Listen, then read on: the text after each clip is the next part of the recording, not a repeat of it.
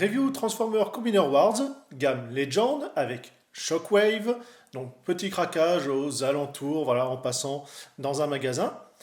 On a en format blister, derrière, effectivement, on voit notre Shockwave en mode gun, et on peut bien sûr le mettre avec Onslow, puisque le gimmick, il va avec Bruticus, que je n'ai pas, puisqu'il ne m'intéresse pas trop, je ne suis pas fan des combineurs, même si là, ce Bruticus là est sympa, mais dans les Combiner Wars, le rendu est un peu spécial, au niveau des bras, ça fait un peu orang-outan, moyen. La carte qui est fournie n'est qu'un artwork, puisque même pas de spec derrière, bref, ça sert à rien. Un Legend est forcément plus petit et moins fini qu'un Deluxe. Il n'empêche, on a quand même du silver par exemple ici, des pièces transparentes, que ce soit son gun ou sa main normale. Derrière, donc forcément c'est assez creux, et ici on a carrément la anse, puisque quand il est en mode flingue, donc un peu disgracieux, ça c'est sûr, mais voilà, entre guillemets de face ça passe assez bien. Dans les mouvements, on a la tête sur un bol joint qui peut aussi bien tourner, monter, descendre comme on veut. On a les épaules, alors même si on a ce degré de liberté supplémentaire dû à la transformation. On a ici le coude, pareil, vous pouvez aller chercher un peu plus loin avec l'articulation à cet endroit-là. Voilà, en arrière, même si c'est pas vraiment fait pour. Bon, après, les mains sont fixes, hein, ça c'est sûr. Au niveau du torse, vous n'avez rien. Ici, voilà, le bassin, vous avez cette pièce-là, le genou. Et quant au pied, à part un petit devant-derrière, on va pas chercher plus loin. Dans la transfo, ça va être assez simple, mais quand même assez bien pensé.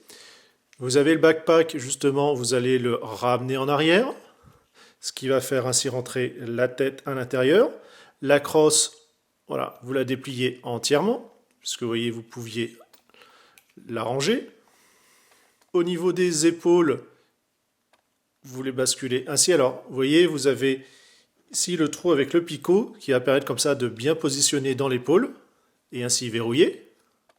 La jonction, voilà, on la voit ici en pièce transparente pour clipser. L'articulation tout à l'heure, au-dessus du coude, on va s'en servir, parce qu'on va la replier entièrement. Alors à la rigueur, hein, vous pouvez le faire, on va dire bras séparés, et ensuite simplement les reclipser, c'est plus facile. Pour les jambes, vous avez ici un axe qui traverse, ça se voit avec la vis. Puisque vous avez les jambes, vous voyez, vous pouvez, au niveau du bassin, la bouger. Donc, les jambes sur l'extérieur, pour pouvoir, comme ça, placer. Avec le pied, on va rentrer un petit peu la pointe. On va faire pareil de l'autre côté. Pour placer la pièce, voilà, comme cela. En fait, c'est pour rapprocher les jambes vers le centre.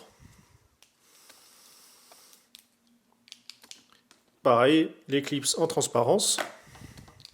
Alors, on a son numéro de fabrication, c'est un peu couillon. Mais bon, après c'est caché en dessous, mais quand même. Et ainsi, on a notre fusil. Alors devant, bon voilà, effectivement, on a quand même un petit détail, il faudrait peindre. J'avais commencé, il faudrait que je continue. Pareil, ici j'ai rajouté un peu de rose.